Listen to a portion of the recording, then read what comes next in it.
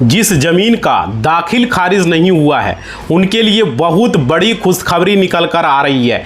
Supreme court के द्वारा दाखिल खारिज पर क्या फैसला दिया गया है, आज के वीडियो में इस पर बात करने वाले हैं। आपका अगर कोई ज़मीन है और उसका दाखिल खारिज नहीं हुआ है तो इस वीडियो को ध्यान से देखिएगा। चाहे 5 बरस से हो, 10 बरस से हो, 50 बरस से हो, 100 बरस से हो, तो भी इस वीडियो को देखिएगा। अगर आप कोई ज़मीन खरीद लिए हो या खरीदने वाले हो या बेचने वाले हो तो भी इस वीडियो को ध्यान से देखिएगा साथियों, क्योंकि बहुत सारे लोग जो है अभी कोर्ट कचहरी का चक्कर लगा रहे हैं। क्यों लगा रहे हैं आप देख सकते हो फाइल को, कितने सारे केसेस लड़ रहे हैं, हम कितने सारे ज़मीन के मामला को देख रहे हैं। तो सारी चीज़ें मैं इस वीडियो में बात करूंगा। वीडियो को ध्यान से देखिए। कभी भी ज़मीन का अगर ऐसा मैटर आता है तो आप परेशानी में जो है नहीं पड़ोगे, परेशानी से बच सकते हो साथियों। और इसको लेकर कितना बार आप लोगों को जागरूक कर रहे हैं, लेकिन आप लोग वीडियो को पूरा नहीं देखते हो। इस वजह से कोर्ट कचहरी का चक्कर लगाते हो, झूठ मूठ का पैसा खर्च होता है वकील को, मुंशी को, और आने जाने में कितनी परेशानी होती है। तो सारी चीज़ें वीडियो देखोगे तो आपका जो है आप उस परेशानी से बच सकते हो। मान लीजिए आपका ज़मीन का दाखिल खारिज नहीं हुआ, कोर्ट में केसेस हो गया, लेकिन नियम आपको सही तरीके से पता नहीं है। कोर्ट का चक्कर लगाओ, खाली तारीख के सिवा कुछ मिलता नहीं है, क्योंकि भाई आपको नियम नहीं पता है ना। तो आज के वीडियो में इसी पर मैं बात करने वाला हूं। नमस्कार साथियों, मेरा नाम एडवोकेट विजय वर्मा है और आप लोग ध्यान से इस वीडियो को देखिएगा। और आप देख रहे हो टेक्निकल वाले हौसला। साथियों, अगर आपके पास कोई भी ऐसी जमीन है जिसका दाखिल खारिज यानी कि मोटेशन अभी तक अगर नहीं हुआ है, या आपने जमीन खरीदी है लेकिन कागजों में नाम चढ़ाने में जो है मुश्किलें आ रही है, कागजों में अपना नाम दर्ज कराने में दिक्कतें आ रही है और आपका नाम दाखिल खारिज नहीं हो रहा है, रसीद नहीं कट रहा है, तो साथियों बहुत बड़ी गलती हो रही है। अब क्या हो रही है, आज के वीडियो में इस पर हम पूरी तरीके से बात करेंगे, क्योंकि देश के करोड़ों जमीन मालिकों के मन में जो है बहुत बड़ा डर रहता है और बिना दाखिल खारिज की उनकी जमीन कभी भी छीन सकती है, ऐसी चर्चाएं हो रही है। और उनको लगता भी है, हमने भी एक जमीन खरीदा था, हमको भी लग रहा था मेरा दाखिल खारिज होगा ना होगा, हमने दाखिल खारिज के लिए अप्लाई किया, लेकिन पता है उसको क्या किया, उसको रिजेक्ट नहीं किया, उसको क्या किया गया, हमको टाइम दिया गया कि आप जो है लाइए ज़मीन का आपका बंटवारा पत्र, बंटवारा नामा लाइए, यानी कि बंटवारा नामा लाइए, फिर वंशावली लाइए, 2 चीज़, सहमति पत्र, यही चीज़ बताया गया। सहमति पत्र लाइए यानी बंटवारा नामा लाइए, उसके अलावा फिर बोला गया कि वंशावली लाइए। ये सारी चीज़ें करके हमको बोला कि 1 महीना के 2 महीना के अंदर आप मतलब ऑनलाइन जमा कीजिए डॉक्यूमेंट को या सीओ कार्यालय में आइए। तो इस तरह के आपके साथ भी हो सकता है, वंशावली मांग सकता है, बंटवारा नामा मांग सकता है, सहमति पत्र मांग सकता है, कोई बहाना दे के सीईओ और कर्मचारी आपका रिजेक्ट कर सकता है। तो इस बात को समझिएगा, मैं इस वीडियो में पूरी तरीके से बात करूंगा साथियों, और ध्यान से वीडियो को देखिएगा, बहुत कुछ समझने को मिलेगा। देखिए यहाँ पे क्या है, ये जो है अवैध घोषित भी हो सकती है। लोग यही सोचता कि अगर मेरा ज़मीन का लैंड मोटेशन नहीं हुआ, दाखिल खारिज नहीं हुआ, तो हो सकता है मेरा ज़मीन अवैध घोषित हो सकता है मेरा ज़मीन नीलाम भी हो सकता है। और इससे कितने लोगों का ज़मीन नीलाम भी हुआ है साथियों, समझ रहे हो। अब ध्यान से समझिएगा। देखिए, लेकिन सुप्रीम कोर्ट के एक बेहद अहम फैसले ने इस डर को काफ़ी हद तक कम कर दिया। और क्या, आज के इस वीडियो में हम विस्तार से जानेंगे कि सुप्रीम कोर्ट ने दाखिल खारिज को लेकर के क्या कहा और क्या नया और राहत भरा आदेश दिया है।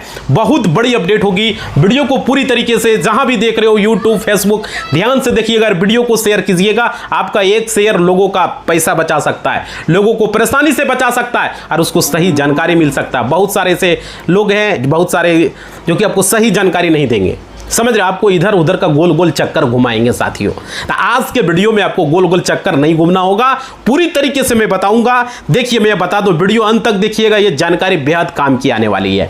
अब देखिए, मैं बता दूं, सबसे पहले ये समझना जरूरी है कि आखिर दाखिल खारिज और मोटेशन होता क्या है। बहुत सारे ऐसे लोग जमीन खरीद लिया, उनको पता ही नहीं है कि मोटेशन और दाखिल खारिज होता क्या है। वो सिर्फ जानते हैं रजिस्ट्री, जमीन का हमने रजिस्ट्री करवा लिया, जमीन हमने निबंध करवा लिया, लिखवा लिया, बस जमीन मेरा हो गया। लेकिन साथियों, जमीन इतने से आपका नहीं हो जाता, क्योंकि इसमें भी बहुत बड़ी झोला है। इस झोला को समझिएगा। आजकल कोर्ट में देखते हैं, बिहार हो, झारखंड हो, यूपी हो, देश के कई राज्य हैं जहां पर जमीन का मामला बहुत ज़्यादा टिका हुआ है और कोर्ट में केसेस लगातार चल रहे हैं। आप कौन से राज्य से वीडियो देख रहे हो कमेंट बॉक्स में हमें जरूर लिखिएगा, ताकि आपके राज्य का सरकारी योजना, आपके राज्य की जानकारी इस वीडियो में मैं बना सकूं। जरूर कमेंट करके बताइएगा। आपका कोई जमीन का समस्या है, दाखिल खारिज की कोई समस्या है, कमेंट बॉक्स में लिखिएगा साथियों। मैं कोशिश करूंगा आपकी कमेंट का आधार पर रिप्लाई देने का किसी वीडियो में, जैसे ये वीडियो, अगले वीडियो में कमेंट का रिप्लाई भी आप लोगों को मिलेगी। अब देखिए, मैं आपको बता देता हूं, आज हमारे देश में इसको देकर के बहुत बड़ी समस्या है। हमारे पास कोर्ट में 500 प्लस खाली जमीन का केसेस है। क्रिमिनल केसेस तो अलग है और सिविल केसेस को मैं बात कर रहा हूं। और एक केस लोगों का है, फिर दूसरा लोग आया, फिर इस तरह से 500 प्लस सिविल केसेस को मैं हैंडल करता हूं। समझ रहे हो? अब देखिए, मैं आपको बता देता हूं, मैं यहां पर जब कोई भी आप जमीन खरीदते हो और जब आप रजिस्ट्री कराते हो, और रजिस्ट्री होने का मतलब क्या है, मालिकाना जो है आपका जो है नाम ट्रांसफर हो गया, यानी कि ओनरशिप हो गया, आप ओनरशिप आपका हो गया आपके नाम। समझ रहे हो? अब क्या है, लेकिन सरकार के रेवेन्यू रिकॉर्ड जो होते हैं, समझ रहे हो, जो राजस्व विभाग के जो दस्तावेज होते हैं, उसमें पिछला जो मालिक है उसका नाम जो है दर्ज रहता है। आप बोलिएगा कि ट्रांसफर हो गया तो फिर मेरा नाम से दर्ज क्यों है भाई? देखो बता देता हूं, आप समझिए। जब इसमें नियम क्या है कि जमीन हमने लिखवा लिया, रजिस्ट्री करवा लिया, तो जमीन तो हो गया हमारा नाम से, लेकिन क्या कि जमीन का हमारा नाम से ट्रांसफर होने के लिए दाखिल खारिज जरूरी है। दाखिल खारिज ही ट्रांसफर कर सकता है। समझ पा रहे हो? जब तक दाखिल खारिज नहीं होता है तब तक क्या होता है कि जिस आदमी से आपने जमीन खरीदा, मान लीजिए हमने जमीन आपसे खरीदा, अब मान लीजिए आपका नाम राम है, हमने राम से जमीन खरीदा विजय वर्मा, तो विजय वर्मा जब जमीन खरीदा तो वो जमीन रजिस्ट्री हो गया, हमको केवाला मिल गया। ठीक है, साफ केवाला लोग बोलता है सेल डीड। भाई हम हिंदी में आपको समझा रहे हैं। देखो, केवाला उसी का नाम है, सेल डीड उसी का नाम है, डीड उसी का नाम है, दस्तावेज उसी का नाम है। पूरी तरीके से समझना, जिस तरीके से समझाऊंगा आपको समझ में आ जाएगी बात। समझ रहे हो साथियों? तो यहां पे आपको कोई भी चीज जो आपके नाम पर ट्रांसफर होना है, तो जब तक राम जमीन हमको बेच तो दिया, हमारे नाम तो हो गया, लेकिन हम जब तक उसका अगला प्रक्रिया, जब तक ऑनलाइन के माध्यम से दाखिल खारिज नहीं करवा लेते हैं, सिर्फ ऑनलाइन कर देने से नहीं होता, सक्सेसफुली दाखिल खारिज होना जरूरी है। जब सक्सेसफुली दाखिल खारिज नहीं होगा तब तक जो है आपका जमीन आपके नाम पर नहीं होगा। यानी राम का जमीन हमने विजय वर्मा को लिखा, तो विजय वर्मा जो है विजय वर्मा के नाम से तब तक नहीं होगा जब तक वो जमीन का हमने ऑनलाइन जाके दाखिल खारिज के लिए अप्लाई किया। फिर होने के बाद फिर क्या रिप्लाई आया, 1 महीना के अंदर आप रिप्लाई चेक कर लीजिएगा, 1 महीना के अंदर दाखिल खारिज हो जाता है या रिप्लाई दे देता है। 15 दिन बाद, 10 दिन बाद, हर बार चेक करना ऑनलाइन में, या आप मोबाइल से चेक कर सकते हो साथियों। आपको घर में लैपटॉप है, अगल बगल कोई कंप्यूटर शॉप है, ऑनलाइन का दुकान है, वहां पर चेक करवा सकते हो कि आपका जमीन का दाखिल खारिज आखिर क्या हुआ, हो पाया या नहीं हो पाया। पेंडिंग लिखा हुआ तो पेंडिंग लिखा हुआ रहेगा। समझ रहे हो? या तो कुछ दस्तावेज मांग रहा है, मान लीजिए सहमति पत्र मांग रहा है, मान लीजिए वंशावली मांग रहा है, वहां पर सीओ जो है आपको मतलब नहीं बोलता उसको चढ़ावा मांगने के लिए हो सकता है वहां पे लिख दे सहमति पत्र, वंशावली या एनओसी लिख दे। समझ रहे हो? एनओसी, नो ऑब्जेक्शन सर्टिफिकेट लिख दे, या उसमें और भी कोई डॉक्यूमेंट मांग दे, पुराना कह देगा कि लाओ आधार कार्ड जिसके नाम से जमीन है। समझ रहे हो? अधिकतर में सहमति पत्र, वंशावली और बंटवारानामा, ये 3 बहाना जरूर मारता है, लोगों को फंसाता है, घुमाता है। तो जिससे भी अब जमीन लिखवावे साथियों, ये ध्यान रखना, उससे आप जो है सहमति पत्र, वंशावली, ये 2 चीज साथ साथ लिखवा ले। बाद में हो सकता है वो बनाने में आनाकानी करे। समझ रहे हो ना? वंशावली जरूर ले ले, सहमति पत्र जरूर ले ले। समझ रहे हो ना? ये बेहद जरूरी है। आप बोलिएगा सहमति पत्र क्या है? सहमति पत्र एग्रीमेंट, वो जरूर आप लोग करवा ले। वंशावली भी जरूरी है। देखिए, वंशावली से क्या पता चलेगा कि वो कितने भाई हैं, उसके पिताजी कितने भाई हैं। अगर पिताजी का जमीन है, बेटा बेच रहा, तो भाई पिताजी में बंटवारा हुआ नहीं हुआ, उस बेटा का कितना हिस्सा हो रहा है। हो सकता है बेटा 2, 3, 4, 5, 10 हो, तो जिसमें से इसका कितना हिस्सा बन रहा है। दाखिल खारिज सीओ नहीं करता वही कारण से, क्योंकि भाई सीओ भी तो फंस जाएगा। समझ पा रहे हो नहीं? तो ये बातें हैं। तो वही नहीं कि दाखिल खारिज जेट करता है तो वो गलत है, कुछ मामलों में गलत होता है, पैसा लेके दाखिल खारिज कर देता है, कुछ मामलों में सही भी रहता है।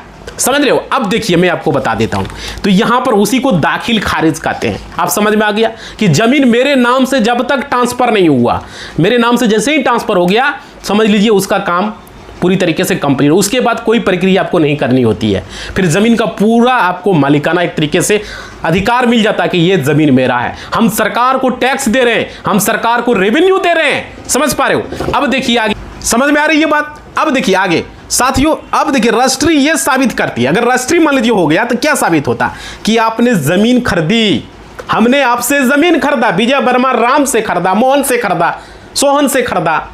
समझ पा रहे हो? जो भी नाम आपका है, समझ रहे हो? तो भाई ये रजिस्ट्री साबित करता है कि उसने खरीदा, तो ये प्रूफ हो गया, पूरी तरीके से साबित कर। समझ पा रहे हो? अब इस रजिस्ट्री के आधार पर जो केवाला है, जो सेल डीड है, जो दस्तावेज है, जो डीड है, इसके आधार पर आप कोर्ट में केस लड़ सकते हो, कोई दिक्कत नहीं है। आप सिविल कोर्ट जा सकते हो, आप जो है हाई कोर्ट जा सकते हो, सुप्रीम कोर्ट जा सकते हो, कहीं भी केस लड़ सकते हो कि नहीं मेरा ये ज़मीन है, हमने लिखवाया है, रजिस्ट्री करवाया है सही आदमी से, हम सही आदमी है और जो लिखा है वो भी सही आदमी है। सीओ गोल गोल घुमा रहा है, सीओ पैसा मांग रहा है, हमारा ज़मीन का दाखिल खारिज नहीं कर रहा है। कितने लोगों का फंसा हुआ है, मेरा रिश्तेदार का खुद फंसा हुआ था। समझ रहे हो? तो ये मामला में तो वो जानकारी नहीं, तो पूछता नहीं है, तो पूछेगा नहीं तो भाई वो होशियार बनेगा। बहुत सारे लोगों ने अपने अपने होशियार बनता है, तो वैसे लोगों को हम क्या कहें? इसलिए ये चीज़ें आपको समझनी पड़ेगी।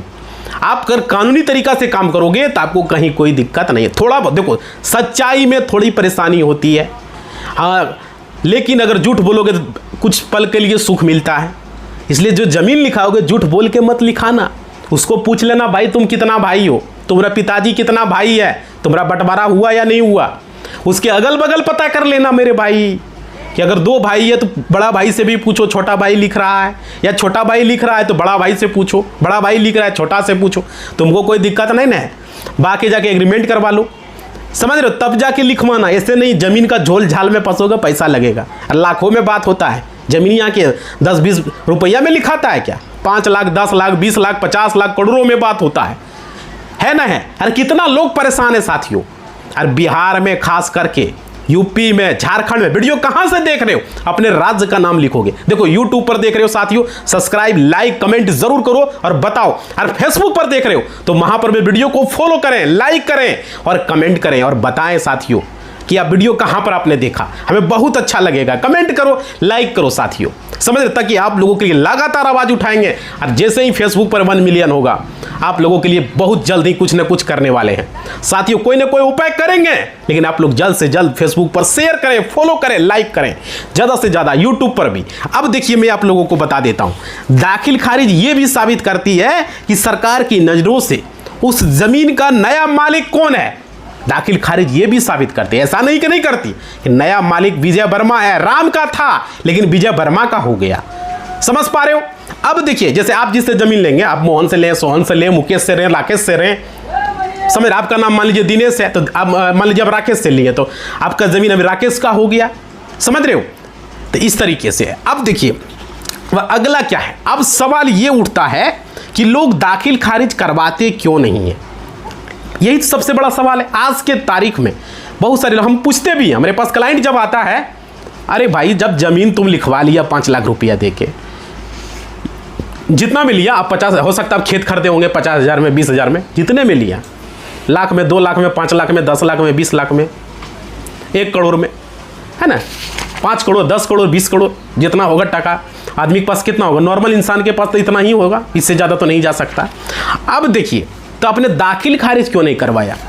दाखिल खारिज में कितना खर्च लगता है, समझ रहे हो? थोड़ा बहुत इधर उधर करके करवा लेते। तब देखिए यहां पर यही सवाल है। अब देखिए ये अटक क्यों जाता है, सबसे बड़ी दिक्कत यहां पर ये समझिए, इसके पीछे कारण क्या होता है। आप लोग वीडियो पूरा देखिएगा साथियों, आधा अधूरा ज्ञान जो है, क्या बोलते हो, ले दे डूबता है, ले दे डूबता है। नदी में डूबोगे, पीछे मुड़ोगे, फिर कहोगे भाई हम तो ले दे डूबे हैं। देखो भाई थोड़ा गला सूख रहा है, पानी पी ले रहे हैं। आप लोग लाइक जरूर करें, लाइक करो। देखो कितना गर्मी में फैन को बंद करके वीडियो बना रहे हैं। फेसबुक यूट्यूब जहां भी देख रहे हो भाई, लाइक करो, शेयर करो वीडियो को। और देखिए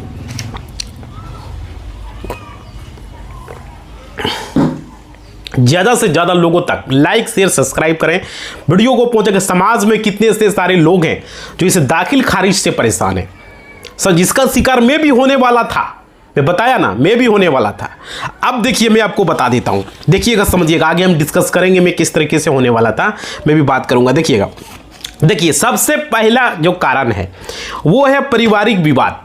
दाखिल खारिज होने में जो दिक्कतें आ रही है, पहला कारण इसमें क्या होता है, कई बार जो है पुरानी जो पुश्तैनी जो ज़मीन होती है, जो दादा परदादा की ज़मीन होती है, जो खतियानी ज़मीन होती है, या केवला कहीं पहले खरीदा था ज़मीन, ठीक है, जो ज़मीन होती है जिसके कई वारिस होते हैं, समझ रहे, मतलब कई इसके वारिस होते हैं, उत्तराधिकारी होते हैं, और उसके बीच सहमति नहीं बनता है, समझ रहे हो। तो ये पारिवारिक कारण होता है। और कोई भाई को ज़रूरत है, वो अपना बेटी का शादी कर रहा है और वो बेचना चाह रहा है, अपना हिस्सा बेचना चाह रहा है, और वो सहमति नहीं बनता है, और उस कारण से दाखिल खारिज अटक जाता है। क्योंकि सहमति पत्र मांगा जाता है, आपने बोला था ना, बंटवारा नामा मांगा जाता है, वंशावली मांगा जाता है, ये 3 पेपर तो मांगा जाता है। लास्ट में सीओ अटका देता है, कर्मचारी अटका देता है। अगर सीओ ने अटकाएगा तो कर्मचारी अटका देगा, कर्मचारी ने अटकाएगा तो सीओ अटका देगा। तो यहाँ मामला फंस जाता है, समझ पा रहे हो। तो जब भी जमीन लिखाएं, साथ ही साथ वंशावली उससे ज़रूर ले ले, साथ ही साथ सहमति पत्र ले ले, साथ ही साथ बंटवारा नामा ले ले। पहले बोल दें उसको भाई, ज़रूरत पड़ेगा तो बाद में आपको करना पड़ेगा, नहीं तो अभी बना के दो। समझ पा रहे हो, दाखिल खारिज में ये 3 चीज़ें मांग देता है बाद में। मेरे साथ ऐसा हुआ, तब तो बता रहा हूँ मैं। इसके अलावा देखिए, अगर आप ये चीज़ें नहीं देंगे तो सीओ को जाके आपको चढ़ावा देना होगा।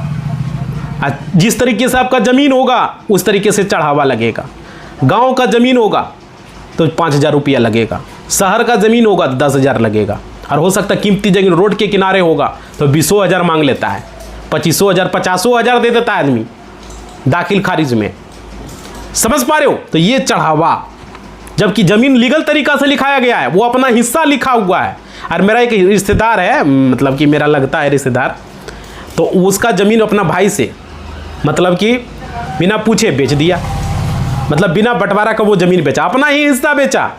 लेकिन अब 2 भाई जो है, बड़ा और छोटा भाई, वो दोनों जो है उस ज़मीन पर, जिसको लिखा वो भी मेरा ही रिश्तेदार है जिससे लिया, अब वो क्या है कि वो आदमी बोल दिया इस ज़मीन पर चढ़ने नहीं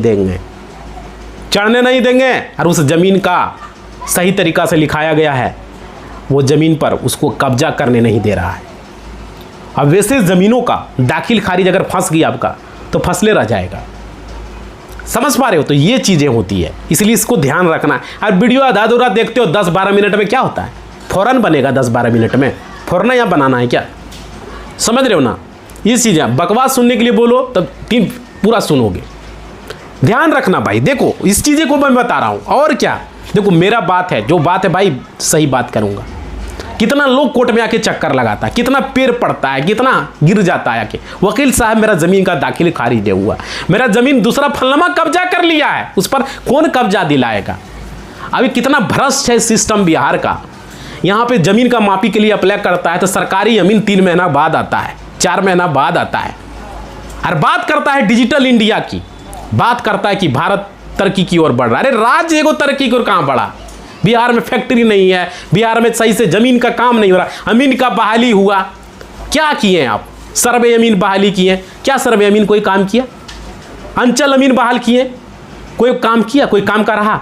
जब अप्लाई किया तो उसको 10 से 15 दिन 1 महीना के अंदर नापी दो भाई, 3 महीना बाद तुम आता नापी कर रहे हो, वो अमीन को अकल नहीं है, नापने आया ज़मीन पर इतने लिखा है। अरे भाई जब खेत नापोगे तो पूरा नापोगे ना, तुम आधा नाप के चल जाओगे।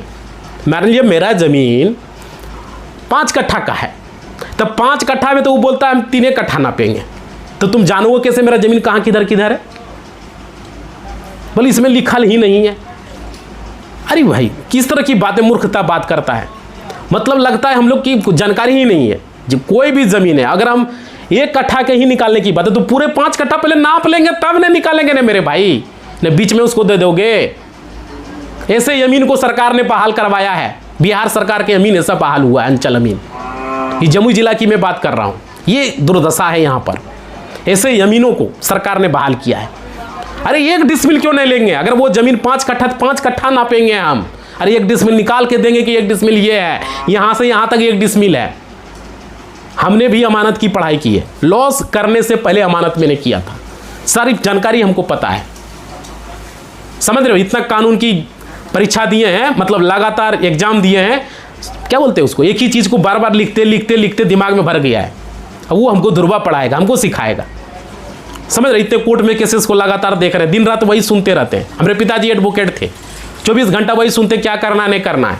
दादाजी मेरे अमीन थे, समझ रहे हो, और वो हमको अमानत पढ़ाता है, किसी और को अमानत पढ़ावे, समझ रहे। जिसके यहाँ मतलब जन्मजात, हमारे यहाँ डॉक्टर है, डॉक्टर की दवा की भी जानकारी होती है। झूठ मूठ का सुई जाके, अरे फीवर आया, डॉक्टर आता है, सुई बिना नहीं ठीक होगा, झूठ मूठ का सुई, इतना बड़ा काड़ा वाला सुई लेगा और भोंक देगा। टेबलेट से जो मतलब टेबलेट से जो बीमारी ठीक हो सकता है उसको सुई भोंक के करेगा। क्यों करेगा? अगर सुई नहीं भोंकेगा तो उसको 500 600 700 होगा ही नहीं, समझ रहे। इस तरह की बातें होती है, वही आपको समझा रहे हैं। अमीन वो एडवोकेट को, जिसका घर में ऑलरेडी अमीन है, हमारे चाचा भी ऑलरेडी अमीन है, और हमको अमीन पढ़ाने की कोशिश कर रहा है, समझ रहे। सरकारी बहालोगे तो इसके कितना सरकारी टीचर बढ़िया होता है, कितना सरकारी अमीन होता है सबको पता है, और कितना सरकारी स्कूल में बढ़िया पढ़ाई होता है, और सरकारी स्कूल का टीचर को कितना जानकारी है सबको मालूम है, अच्छे तरीके से पता है। क्यों प्राइवेट स्कूल में बच्चा पढ़ने जा रहा है, बता सकते हो? दुर्दशा। सैलरी सरकारी टीचर का कितना हो गया पता है? 35,000, किसी का 40,000, किसी का 55,000, 65,000 सैलरी हाई स्कूल का टीचर का है। ये दुर्दशा है। लेकिन पढ़ाई प्राइवेट स्कूल का अगर 15-20 हज़ार का टीचर है, उसके बराबर भी पढ़ाई नहीं कर पा रहा है, पढ़ा नहीं पा रहा। सरकार की ये व्यवस्था है, दुर्दशा है, समझ रहे हो। सब चीज़ का चौपट करके रखा है। सरकारी हॉस्पिटल में नहीं जाना चाहता, लोग प्राइवेट हॉस्पिटल में इलाज करवाता है। तो ये ज़मीन का जो मामला है, तो ये दुर्दशा नहीं रहेगा। अमीन भी भ्रष्ट है, कर्मचारी भी भ्रष्ट है, उसके बाद सीईओ भी भ्रष्ट है। कितने सीईओ को जो है सस्पेंड किया गया, कर्मचारी को सस्पेंड किया गया, तो अमीन नहीं है भ्रष्ट क्या? अरे 2 कड़ियाँ निकाल देंगे। हमारा दोस्त अमीन है, फ़ोन पर बात कर रहा था, उसका नाम हम यहाँ नहीं लेंगे, ठीक है। तो हमारे साथे था, तब हम जा रहे थे, अरे किसका फ़ोन आया महाराज, तब 20,000 रुपया बोले, बोला 1 कड़िया निकालेगा तो 10,000 लगेगा, 2 कड़िया निकालेगा तो 20,000 लेंगे, ठीक है। मेरा दोस्त है, वो केस भी लड़ता है कोर्ट में आके, फ़ोन पर बात कर रहा था। तो बोले 10,000 20,000 किससे बात कर रहे हैं महाराज? तो बोलता है कि नहीं, वो बोल रहा था पार्टी ने। तो हम बोले कि अच्छा ठीक है, 2 कड़िया निकाल देंगे। तो ये मत समझना कि जो सरकारी ज़मीन आएगा वो सही नाप देगा मेरे भाई, आप समझ लो वो भी गलत नापता है। उसको पहले फ़ोन पर बोल देगा 2 कड़िया निकाल देना, 10,000 20,000, अरे बोली लगता है माँ आपका जो है। उसके बाद देखिए, उसके बाद क्या होता है, दफ्तरी लेट लितिपी, मतलब क्या, सरकारी दफ्तरों का चक्कर जो है काटते काटते लोग थक जाते हैं। और क्या, कई बार रिश्वतखोरी और भ्रष्टाचार के कारण फाइलें दबा दी जाती है। पैसा आप नहीं दोगे, आपका फाइल दबा देगा, आपका दाखिल खारिज रोक देगा, समझ रहे हो। ये दिक्कतें आती है। इसके बाद होता है, अगला होता है कागज़ में कमी, मतलब कि पुराने दस्तावेज या चेन ऑफ डीड में कोई छोटी सी गलती निकल आना। कोई भी गलती आ गया, पहले ज़मीन मिलान तो बहुत गलती था, किसी का पिता का नाम गलत है, किसी का दादा का नाम गलत है, किसी का एड्रेस में गलत है, तो वो कारण से भी दाखिल खारिज रुक जाता है, समझ रहे। लेकिन वो नहीं करेगा सही, उसको चढ़ावा देना होगा, 10,000 देना होगा, 10,000 रुपया दीजिएगा, दाखिल खारिज हो जाएगा। गलती सलती कोई सब माफ। पैसा दोगे आप पवित्र हो जाओगे, पैसा नहीं दोगे आप अपवित्र हो, आपका दाखिल खारिज नहीं होगा, समझ रहे हो। तो नतीजा क्या होता है, लोग सालों साल परेशान रहते हैं और टैक्स भी भरते हैं और ज़मीन पर जो है कब्जा भी रखते हैं। लेकिन मोटेशन न होने की वजह से हमेशा जो है एक तलवार सिर पर लटकी रहती है, तलवार सिर पर है ना, तलवार ऐसे सिर पर लटका रहेगा। मोटेशन अगर नहीं हुआ तो कहीं उनकी ज़मीन को कोई हड़प न ले। सबसे बड़ी समस्या यही होती है साथियों। और देखिए, लेकिन अब सुप्रीम कोर्ट ने इस मामले पर बेहद स्पष्ट और क्रांतिकारी फैसला जो है सुनाया है, जो उन लोगों के लिए बहुत बड़ी जो है राहत है जिनका दाखिल खारिज नहीं हुआ है। मतलब कि सुप्रीम कोर्ट ने अपने एक फैसले में साफ तौर पर कहा है कि दाखिल खारिज जो है, मोटेशन जो है, केवल एक वित्तीय और प्रशासनिक प्रक्रिया है। मतलब कि यह किसी की संपत्ति का मालिकाना हक यानी कि टाइटल, ऑनरशिप का पक्का सबूत नहीं है। इस बात को से सिर्फ दाखिल खारिज से अब ऑनरशिप आपका नहीं हो सकता है, टाइटल आपका नहीं हो सकता है, समझ रहे हो। क्योंकि दाखिल खारिज सिर्फ होता है आप सरकार को रेवेन्यू रिकॉर्ड, मतलब रेवेन्यू आप दे रहे हो, टैक्स दे रहे हो, समझ रहे हो। ये सुप्रीम कोर्ट का फैसला है, इसलिए घबराना नहीं अगर आपका ज़मीन का दाखिल खारिज नहीं हुआ है। अब देखिए, अगर किसी कारण से आपका दाखिल खारिज नहीं हो पाया, और क्या, इसका मतलब ये कतई नहीं है कि आपकी ज़मीन गैर कानूनी हो गई, आपकी ज़मीन में कोई प्रॉब्लम है, ऐसा कोई दिक्कत नहीं है। लोग कहते हैं दाखिल खारिज नहीं हुआ, ज़मीन में कुछ ना कुछ दिक्कत होगा, कोई प्रॉब्लम होगा, डरवा देता है। तो डरने की आवश्यकता नहीं है, ये आपकी नहीं रही। अगर आपके पास सेल डीड यानी कि केवाला जिसको बोलते हो, जो रजिस्टर्ड सेल डीड जो केवल आप करवाएं ज़मीन का, वो अगर है, या तो बेनामा जो करवाएं, बेनामा है तो अब आपने कानूनी तरीके से पैसे देकर के ज़मीन खरीदी है और आपके पास पक्की रजिस्ट्री है, जो रजिस्ट्री ऑफिस से आपने जो करवाया वो रजिस्ट्री है, तो आप उस ज़मीन का वैध मालिक हैं। और जो लिखने वाला आदमी वो भी पक्का सबूत है, नहीं भाई हम ज़मीन ठीक है, हम लिखें, आपको अगल बगल पता भी कर लिए, समझ बुझ लिए, तो कोई दिक्कत नहीं होने वाली है। और क्या, राजस्व रिकॉर्ड में नाम न होना एक प्रशासनिक कमी भी हो सकती है, मतलब कि एडमिनिस्ट्रेटिव जो इफेक्ट है, प्रशासनिक कमी है वो भी हो सकती है, लेकिन ये आपके मालिकाना हक को खत्म नहीं कर सकती। इस बात को समझ लीजिए। अब देखिए सुप्रीम कोर्ट ने इस टिप्पणी के बाद जो है क्या किया, आम नागरिकों को कौन कौन से बड़े कानूनी अधिकार मिल जाते हैं, आइए इस पॉइंट पर हम पूरी तरीके से बात करते हैं। देखिए सबसे पहला, कई बार स्थानीय अधिकारी या दबंग लोग ये भी कहते हैं कि तुम्हारी ज़मीन का तो मोटेशन नहीं है, इसलिए ये ज़मीन हमारी हुई, तुम्हारा ज़मीन का मोटेशन नहीं है, तुम खाली कर दो ये ज़मीन। समझ रहे हो, सुप्रीम कोर्ट के इस आदेश के बाद ऐसे लोग कानूनी रूप से अब गलत साबित हो सकते हैं। जरूरी नहीं कि मेरा ज़मीन का दाखिल खाली नहीं हुआ तो हम ज़मीन खाली करते, ये ज़मीन मेरा नहीं है। समझ रहे हो। अब देखिए दूसरा, जैसे कभी भी गलती न करें, दाखिल खारिज रिजेक्ट हो गया या नहीं हो पाया, इसकी प्रशासनिक गलतियां भी हो सकती है, ऊपर से सीओ कर्मचारी करप्ट भी हो सकता है, और 199% करप्ट ही रहता है, याद रखिएगा। और दूसरा, अगर आपकी रजिस्ट्री वैध है तो आप कोर्ट में अपने मालिकाना हक को पूरी मजबूती से चुनौती दे सकते हैं। समझ रहे हो। और क्या, मोटेशन न होने के मात्र से जो है आपकी ज़मीन पर अवैध कब्जा नहीं कर सकता कोई। समझ पा रहे हो। आप कब्जा करने ही नहीं दो भाई। आप मान लीजिए सीओ रिजेक्ट कर दिया, इसका मतलब थोड़ी कि ज़मीन मेरा दाखिल खारिज नहीं हुआ, ज़मीन में कोई प्रॉब्लम है। हम जाएंगे कहाँ, डीसीएलआर कोर्ट में जाएंगे, वहाँ पर अप्लाई करेंगे, एडवोकेट रखेंगे, वहाँ पर भी अगर देखिए जो कागजात मांगता देंगे, अगर वहाँ पर भी नहीं हो पाता है तो उसके ऊपर जो है एडीएम कोर्ट में जाएंगे, एडीएम कोर्ट में सुनवाई होगी, वहाँ पर होगा। देखो तरीके से होगी, समझ पा रहे हो। इसलिए, और तीसरा क्या है, अगर आप प्रशासनिक अधिकारियों को कानूनी नोटिस या अपील के जरिए ये बाध्य कर सकते हैं कि वो बिना किसी अनावश्यक देरी के जो है आपके वैध दस्तावेज के आधार पर दाखिल खारिज की प्रक्रिया को पूरी करें।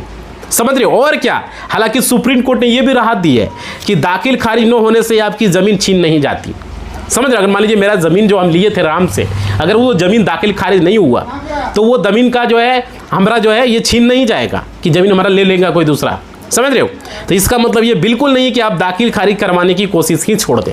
मान लीजिए रिजेक्ट हो गया, फिर से कोशिश करेंगे, अगला प्रक्रिया फिर से करेंगे, वहाँ भी रिजेक्ट हो गया, फिर उसके ऊपर जाएंगे, वहाँ करेंगे, कोर्ट में केसेस लड़ना पड़े, केस लड़ेंगे।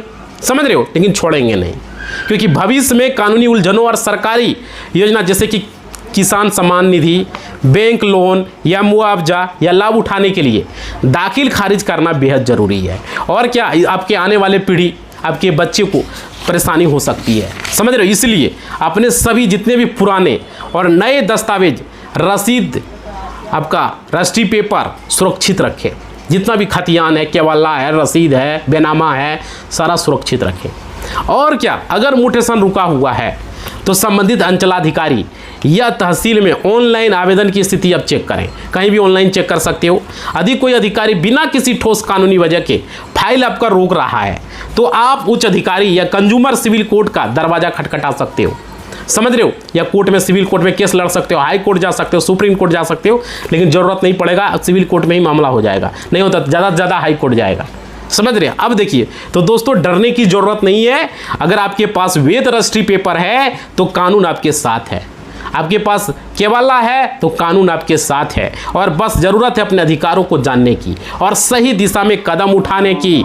यह वीडियो आपको कैसी लगी नीचे कमेंट करके ज़रूर बताएं। और आपका कोई भी ज़मीन का मामला अटका हुआ है कमेंट में हमें बताएं। आपके सवालों का जवाब अगले वीडियो में हम आप लोगों को कमेंट कर रिप्लाई देंगे और आप लोगों को बताने की कोशिश करेंगे। इसलिए इस वीडियो को हमने बनाया। आज लोग घबरा जाते हैं, ज़मीन का जब दाखिल खारिज नहीं होता है, सीओ रिजेक्ट कर जाता है, तो घबराना नहीं है। सीओ हो सकता है करप्ट हो, अगला पार्टी से पैसा ले लिया हो, आप पैसा नहीं दिए हो, इस कारण से रिजेक्ट कर दिया। हो सकता है कर्मचारी करप्ट हो, वो रिजेक्ट कर दिया हो, वहाँ पर स्टेटस में दिख जाएगा।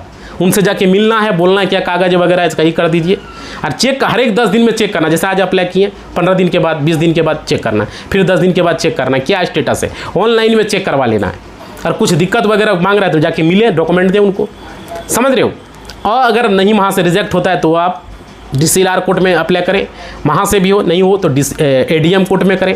तो इस तरीके से छोड़े मत, समझ रहे हो, ये चीज़ें हैं। लेकिन आजकल देखते हैं कुछ होता नहीं है, चढ़ावा मांग देता है तो देना ही पड़ता है भाई, जमाना चढ़ावा का है। तो आप लोग अपनी राय ज़रूर कमेंट बॉक्स में बताएं, ऐसे मामलों में क्या होता है और कौन से राज्य से जिले से हमें ज़रूर बताएं। आपका कोई मामला अटका है ज़रूर बताइएगा। इसी बात के साथ वीडियो को हम समाप्त कर रहे हैं। सब्सक्राइब नहीं किए कर लें, लाइक नहीं किए कर लें और घंटी को दबा दें, वीडियो को पूरा शेयर करें ताकि लोगों तक पता चले, भ्रष्ट अधिकारियों के बारे में पता चले। ठीक है, अपनी राय कमेंट में ज़रूर दें, अपना राज्य जिला ज़रूर लिखें और बताएं कोई दिक्कत है तो। ठीक है, धन्यवाद।